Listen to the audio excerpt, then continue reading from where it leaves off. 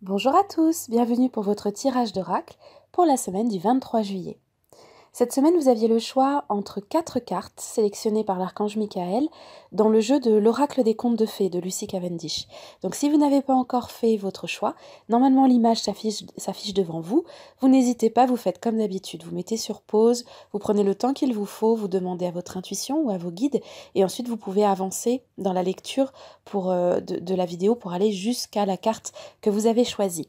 Bien sûr, vous pouvez en choisir plusieurs, une, deux, comme vous voulez. Avec toujours une dominante. Choisissez toujours celle qui vous parle davantage que les autres. Il y en a toujours une qui va prendre le pas sur les autres. Donc, mais en tout cas, vous pouvez en choisir plusieurs si votre intuition vous y porte. Alors, pour la première carte, ceux qui ont choisi la carte numéro 1, vous avez choisi une carte qui s'appelle les 12 princesses. C'est la carte de l'enchantement. Alors, cette carte, pour moi, d'après ce que j'en ai compris, de ce que Michael montrait, pour moi, c'est la carte de la vérité et surtout de la liberté. En fait, c'est la carte qui enlève tous les carcans, qui fait que peu importe ce que les gens peuvent dire, penser, la manière dont on vous regarde ou dont on vous juge, ça n'a finalement plus aucune importance aujourd'hui. C'est une carte de libération par rapport à l'opinion des autres et à ce que les autres peuvent dire ou penser de vous. Donc, cette carte-là, c'est une très jolie carte d'affirmation, c'est une véritable carte de liberté. C'est une carte de transformation, du coup aussi, ça veut dire que c'est un cheminement que vous avez fait. C'est pas quelque chose qui est inné nécessairement chez vous, c'est quelque chose que vous avez travaillé, parfois un peu sur le tard, parce que ça a été difficile pour vous de vous détourner d'un carcan familial, d'une éducation, de ce que peut penser votre patron de vous depuis des années, ou du regard de certaines amies qui n'en sont pas vraiment.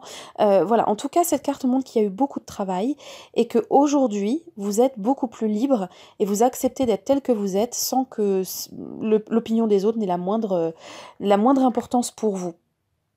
Donc aujourd'hui, vous êtes libre et cette carte dit que puisque vous êtes libre, vous avez le choix de faire ce que vous voulez de cette liberté. Et l'archange Michael dit maintenant il faut en profiter. Vous êtes libre de danser, de chanter, d'apprendre, de voyager, de rêver, de faire exactement ce que vous voulez de votre vie. Donc profitez de cette liberté. Il y a une deuxième signification pour cette carte. Elle indique aussi un temps de liberté qui peut s'arrêter. Alors, il ne s'agit pas de votre liberté personnelle, il s'agit peut-être d'une fin de vacances, d'une fin d'un moment d'insouciance, d'innocence, ou alors peut-être d'un moment pendant lequel vous avez laissé de côté vos responsabilités pour pouvoir souffler, ce qui est tout à fait super, et c'est ce que Michael d'ailleurs demandait à la plupart d'entre nous depuis maintenant 3 semaines, de lever un peu le pied, de profiter de la joie, de sortir, de voir des amis, de jouer avec les enfants, etc. Et bien là, Michael ne nous tient pas le même discours, visiblement. Ce temps-là, pour en tout cas ceux qui ont choisi cette carte, ce temps-là sera bientôt, dans la semaine ou la semaine suivante, révolu, et vous aurez juste après besoin de reprendre vos responsabilités en main, et potentiellement même de nouvelles responsabilités, parfois encore plus importantes que celles que vous aviez jusqu'à aujourd'hui. Ça ne veut pas dire qu'elles sont plus lourdes. Prendre des responsabilités, ça peut être super aussi, un véritable défi, un véritable challenge. Ça ne veut pas dire qu'elles sont plus lourdes, mais en tout cas, il faudra les prendre en main. Donc, j'espère que vous avez profité de temps de repos, de relâche, de joie, d'insouciance, parce que vous allez devoir vous remettre un petit peu en selle, soit dans la semaine qui vient, soit tout de suite en début de semaine prochaine. Et enfin, une dernière signification qui concerne, pour le coup, ceux et celles qui sont à la recherche d'un amour ou qui vivent actuellement un amour qui est peu satisfaisant. Cette carte-là, et c'est en lien avec le conte des 12 princesses, cette carte vous dit « Attention, choisissez un partenaire qui soit digne de vous ». Puisque justement, vous avez beaucoup grandi, vous avez beaucoup gagné en liberté, vous êtes devenu quelqu'un pour qui aujourd'hui l'opinion des autres n'a que peu d'importance car vous avez quand même gagné un petit peu en confiance en vous, il serait dommage de ne pas choisir un partenaire qui soit digne de cette liberté, qui la respecte et qui vous chérit tel que vous êtes. Donc, c'est un message assez subtil de la part de Michael, mais en même temps, c'est un clin d'œil. Il ne force évidemment personne. Dans le domaine de l'amour, les anges ne forcent jamais personne. Mais voilà, c'est un petit clin d'œil. Si vous sentez que vous êtes à la recherche de quelqu'un, ne baissez pas vos standards, ne baissez pas vos objectifs, ce que vous souhaitez vivre. On ne vous dit pas de fixer de manière définitive, radicale, des qualités que vous voudriez voir chez l'autre. On vous dit de fixer, par contre, de manière définitive et radicale, ce que vous ne souhaitez pas voir chez l'autre, c'est-à-dire ce que vous souhaitez que l'on respecte chez vous. Donc voilà, fait 3 significations. Une liberté qui a été acquise avec le temps et dont aujourd'hui il faut profiter avec grande largesse. Également un retour des responsabilités après un temps de repos. Et en 3e signification, si vous êtes concerné dans le domaine sentimental, faites attention à bien déterminer, à bien choisir un partenaire qui soit digne de vous. Pour ceux qui ont choisi la 2e carte, vous avez choisi la carte de Blanche-Neige, qui est la première carte du jeu. Et cette carte était déjà sortie la première fois que j'ai utilisé ce jeu. Et pourtant, je vous assure, je les mélange vraiment bien les cartes. Mais elle est sortie à nouveau. Donc à nouveau le choix de Michael. C'est la carte de la pureté, de l'innocence. C'est la carte qui vous dit que même si les choses ne vous semblent pas faciles, même si vous êtes victime de rejet ou de rivalité, de jalousie, d'attaque de la part d'autrui, que ce soit dans le monde professionnel, personnel, familial, ce sont des choses qui vont s'arrêter, qui vont à un moment donné soit s'arrêter d'elles-mêmes, soit parce que vous allez trouver, vous, la force de faire en sorte que cela cesse. Mais ce qui est sûr, c'est que Michael, ici, quelque part, est reconnaissant de la manière dont vous fonctionnez, parce qu'il dit qu'avec cette carte, vous serez toujours gentil, jamais amer, jamais malfaisant, avec aucune envie de vouloir vous retourner contre les personnes qui vous blessent ou qui vous jugent ou qui vous jalousent, en allant sur leur même terrain. Vous allez rester dans votre pureté, dans votre cœur pur, à vouloir faire les choses selon votre intégrité, et du coup vous ne tomberez pas dans l'amertume ou dans la méchanceté. Donc Michael dit que ça, c'est de cette façon-là en fait que vous allez obtenir une victoire sur les personnes qui actuellement, ou les situations qui actuellement vous empêchent d'avancer ou semblent vous mettre des freins. Donc ne vous inquiétez pas de ce que vous vivez en ce moment, restez, par rapport à votre cœur, à votre manière de fonctionner, restez absolument incorruptible. Vous êtes très bien tel que vous êtes. Maintenez votre chemin. Tant que vous ne cherchez pas à nuire à autrui, les choses se passeront bien pour vous. Vous aurez la victoire que vous espérez. Donc c'est une carte récompense. On vous annonce en fait une récompense. On vous dit que votre bonté sera récompensée. Donc c'est une très jolie carte. On connaît l'histoire de Blanche-Neige. On sait qu'elle a été rejetée simplement par jalousie et par méchanceté. Rejetée, jalousée, même écartée complètement de tout. Et puis finalement, elle a su garder son cœur pur, sa gentillesse, et elle a fini par obtenir plus que ce que sa belle-mère voulait obtenir d'elle. Donc du coup, voilà, ne vous inquiétez pas, maintenez votre cap, restez bon, restez gentil, même si parfois c'est dur, même si parfois on aurait bien envie de rentrer dans l'art de quelqu'un de manière un peu méchante, ou de lui rendre les crasses qu'il a pu vous faire, ou de piquer au vif comme la personne essaye de vous piquer, mais maintenez votre cap et demandez à vos guides de vous aider pour rester dans cette pureté, celle que vous avez. Il y a une deuxième signification à cette carte qui est une signification très secondaire, mais je vous la donne quand même parce qu'elle peut être importante pour vous, pour en tout cas certains d'entre vous. C'est une carte qui dit que les animaux sont de bons alliés pour vous, et ça peut être le moment soit d'accorder plus de temps à un animal qui aurait besoin de votre présence, ou qui a des choses à vous apporter, donc être à son écoute, ou bien ce serait le moment d'adopter un nouvel animal. Il y a en ce moment énormément d'animaux qui essayent d'entrer dans la vie des humains, justement parce que nous avons passé ces grands caps de tous ces derniers mois, dernières années, et nous sommes maintenant prêts à accueillir des animaux qui sont eux-mêmes plus évolués en conscience. Les animaux aussi ont passé les mêmes caps, les mêmes paliers que nous. Donc il y a en ce moment des tas d'animaux qu'on appelle des familiers, qui ont débarqué sur Terre et qui sont à la recherche de leur maître, qui sont eux-mêmes beaucoup plus éveillés, beaucoup plus en conscience.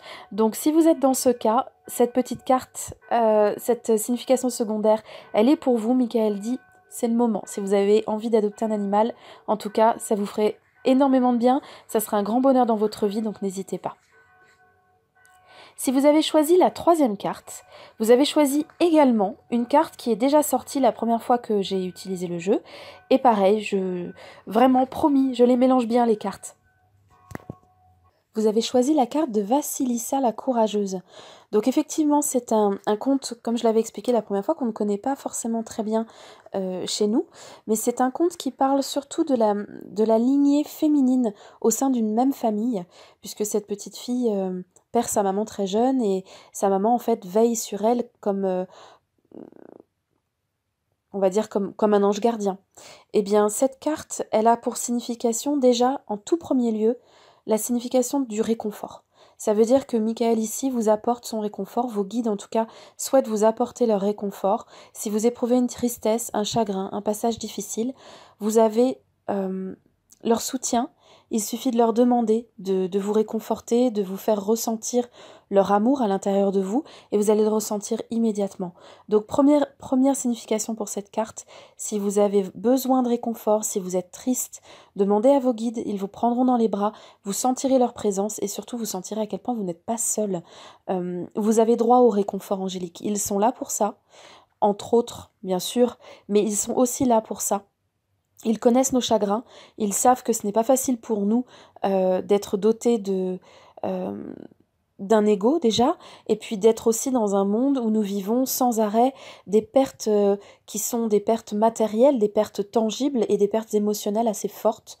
Donc ils sont toujours là pour nous réconforter et nous redonner un petit peu de courage pour nous faire repartir de l'avant. Donc déjà, voilà, si vous êtes dans ce cas, n'hésitez pas à leur demander une grosse dose de réconfort. La deuxième signification pour cette carte, c'est un rappel du fait que vous êtes protégé et guidé par des ancêtres. Et ici, il s'agit d'ancêtres vraiment la lignée familiale. Et si vous êtes une femme, surtout la lignée féminine. Donc soit vous avez une mère, une grand-mère, une tante, une cousine qui veille sur vous depuis là-haut et qui vous fait un petit coucou par le biais de cette carte. Soit vous avez un besoin de vous recontacter à l'énergie féminine, donc ça peut être l'énergie féminine divine, hein, pas forcément une énergie féminine humaine, mais en tout cas vous pouvez en avoir besoin. Si vous pratiquez, notamment si vous pratiquez des activités à caractère spirituel comme le soin énergétique, ça peut vous faire du bien de vous connecter à une déesse féminine. Ça peut aussi vous faire du bien de vous reconnecter à une amie, fille, femme, que vous n'avez pas vue depuis longtemps, qui vous a peut-être manqué, à qui vous pensez régulièrement, mais à laquelle vous ne donnez pas forcément beaucoup de nouvelles, parce que la vie fait qu'on est toujours trop occupé. Eh bien, cette carte vous dit, c'est le moment d'essayer de renouer avec une énergie féminine quelle qu'elle soit une énergie divine, soit une énergie humaine en recontactant une amie par exemple, ou bien aussi en passant du temps avec votre mère, ou vous-même en tant que maman en passant du temps avec votre fille, vos filles. Donc ici, voilà, Michael vous dit, travaillez à l'énergie féminine, cette semaine ça vous fera beaucoup de bien, ça va vous permettre de vous sentir comme dans un cercle de femmes où tout le monde se tient les coudes. Donc que ce soit là-haut, sur Terre, dans votre foyer ou à l'autre bout de la Terre, vous avez la possibilité de vous connecter à une lignée féminine qui vous fera énormément de bien. Et enfin, pour une troisième signification de cette carte, vous choisirez celle qui vous convient en fonction de ce que vous vivez en ce moment. C'est une carte qui dit que ça y est, vous êtes sur un temps de renouveau, que le chemin s'éclaircit. C'est un peu la lumière au bout du tunnel, si vous voulez. Vous avez été extrêmement courageux, vous avez passé des étapes extrêmement lourdes. Là, vous devez ressentir un petit peu le bout du tunnel. Voilà, donc c'est une carte d'encouragement, un peu comme la carte juste avant, mais en signification, on va dire, vraiment plus secondaire par rapport à la carte précédente. Enfin, si vous avez choisi la carte numéro 4, vous avez choisi celle de l'elfe de la rose. Donc pareil, c'est un conte qu'on ne connaît pas forcément beaucoup par chez nous, mais qui est un conte plutôt, honnêtement plutôt triste, il faut être honnête. Un conte pas forcément joyeux, mais par contre, dont la signification profonde est assez forte. Alors, c'est une carte qui dit que là, dans la semaine qui arrive, ou en tout cas dans les énergies du moment, donc c'est pas forcément la semaine pile poil, hein, ça peut être dans les temps qui viennent, il va y avoir quelque chose de l'ordre d'une vérité qui va éclater au grand jour, ou d'un événement pour lequel la justice va enfin être faite, alors que ça fait un moment qu'on attend une réponse, ça fait un moment qu'on attend une décision ferme, ça fait longtemps qu'on attend que justice soit faite finalement. Eh bien cette carte dit ça y est, ça arrive. Et toutes les personnes qui écoutent pour cette carte numéro 4 vont avoir, alors ça peut être à petite échelle ou à grande échelle, quelque chose de révélé, quelque chose qui va remonter à la surface. On ne s'y attend pas forcément. Donc ça peut être une vérité, ça peut être quelque chose qui a été réprimé. Ça peut être aussi donc une justice tardive, ça peut être une mauvaise action du passé qui remonte et qui maintenant est reconnue comme étant effectivement une mauvaise action. Donc une vérité, une justice qui rééquilibre les choses, qui révèle les choses telles qu'elles ont vraiment été. Et puis bien sûr, ça peut aussi être dans les cas les plus extrêmes, des personnes qui ont vraiment commis des actes assez horribles, qui sont enfin, on va dire, confondues pour leurs actes. Voilà. Donc c'est pas forcément la carte la plus gaie, mais c'est une carte qui permet de faire la lumière, c'est pour ça qu'elle s'appelle la carte des révélations. Elle permet de faire la lumière et pour beaucoup de personnes qui sont en attente d'une décision, à petite ou grande échelle, du coup ça offre une libération. Ça permet de passer à autre chose, ça permet de faire un deuil et d'avancer. Donc toutes les personnes qui ont en ce moment des dossiers administratifs qui sont en retard, qui ont des patrons qui font traîner en longueur des démarches, tous ceux qui sont oui, qui ont des problèmes avec tout ce qui est officiel, ou qui sont en procès avec quelqu'un, vont pouvoir voir enfin le bout du tunnel, à condition que vous soyez du bon côté de la justice, c'est-à-dire qu'effectivement vous soyez la personne qui est dans son innocence, dans son cœur pur. Si vous êtes une personne qui s'est montrée coupable ou responsable de quelque chose, à ce moment-là, vous êtes de l'autre côté de la barrière, et c'est pour vous finalement que la vérité va devoir éclater, et ça sera pas forcément facile de voir ce qui a été commis étalé au grand jour. En deuxième signification de cette carte, il y a aussi les révélations intérieures. C'est-à-dire que peut-être que pendant quelque temps, il a été difficile pour vous de regarder une vérité en face. Une vérité vous concernant ou concernant une situation, une décision à prendre que vous repoussez, que vous avez vraiment mis de côté parce que c'était trop dur à faire. Donc en fait, quelque chose sur lequel vous avez mis un mouchoir. Et bien là, dans la semaine qui vient ou dans les temps qui viennent, pour certains ça prendra entre 3 semaines et un mois, me dit Michael, il y aura l'obligation en fait d'enlever ce mouchoir et de regarder les choses en face telles qu'elles sont pour pouvoir faire les changements nécessaires qui ensuite vous apporteront finalement beaucoup plus de bienfaits que la peur dans laquelle vous êtes aujourd'hui de regarder les choses en face. Donc ce n'est pas une carte facile, parce qu'il faut passer par un temps de mise en lumière et d'objectivité, de vérité, qui n'est pas évident à supporter, mais par contre, ce qu'il y a derrière, c'est une véritable liberté, c'est un retour à la lumière, c'est un retour à l'amour, c'est ce qui permet ensuite de repartir vraiment de bon pied. Donc, cette période-là, elle est un petit peu nécessaire. N'ayez pas peur d'être un petit peu dans l'ombre pendant quelques temps. De toute façon, si vous avez quelque chose qui est un peu caché, ça finira par sortir. Et il y a fort à parier que la pleine lune n'y soit pas pour rien non plus. La prochaine pleine lune, à mon avis, elle va aussi pousser justement à sortir de soi les vérités que l'on n'ose pas s'avouer. Voilà, je vous souhaite une excellente semaine et je vous dis à bientôt pour d'autres podcasts. Bye bye!